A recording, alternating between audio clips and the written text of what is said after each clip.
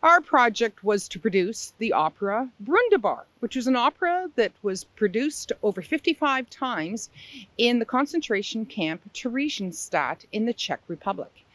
Originally, we tried out all the children in September, so I worked with grades 4 to 6 for the main parts.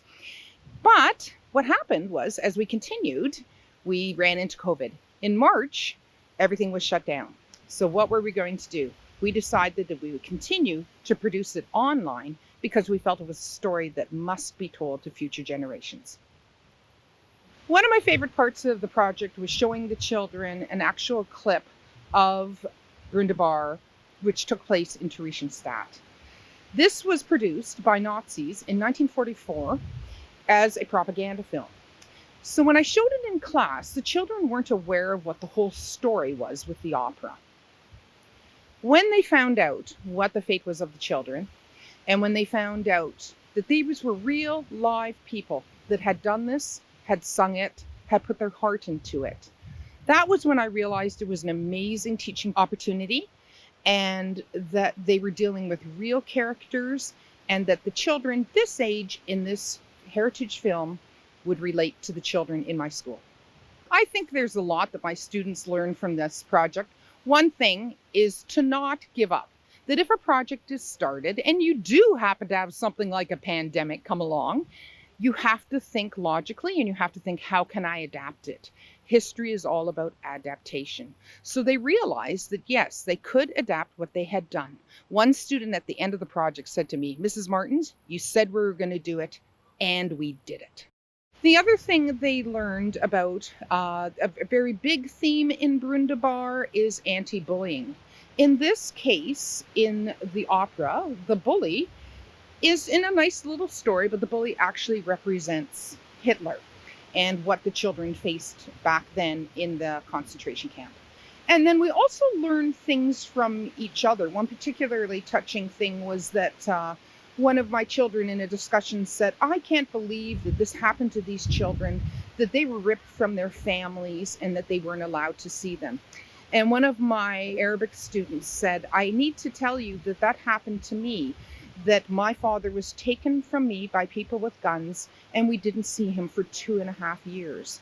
So for me, seeing the full circle of history and being able to relate to children today, that was an amazing thing, and that's what history's all about.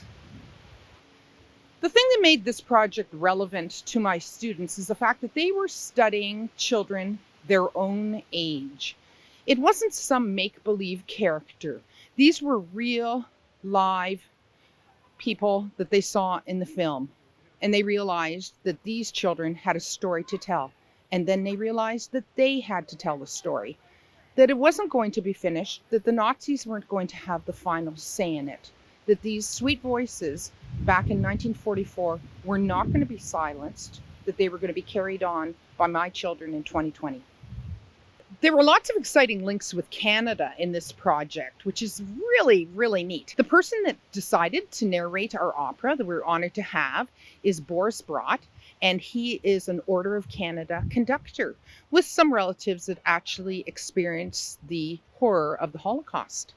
The other thing is we were able to study a Canadian novelist, Kathy Kacer, her book, Claire's War. And we read that every day, and it's about the opera. So the children were fascinated with that book, along with learning and memorizing the music. And the third thing was that there's actually a link, an interesting link with Canada to Brundabar. In 1977, the first English version ever of the opera was premiered in Ottawa. So we're taking that historical thing and continuing it with our children.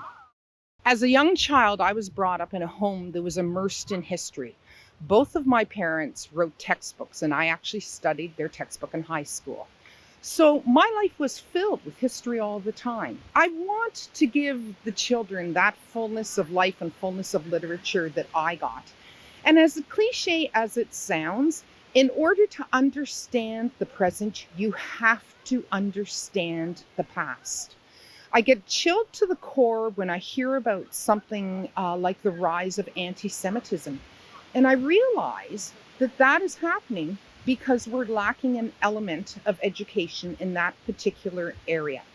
So in order to not repeat the mistakes of the past, I believe we really need to study the past and relate it to our present.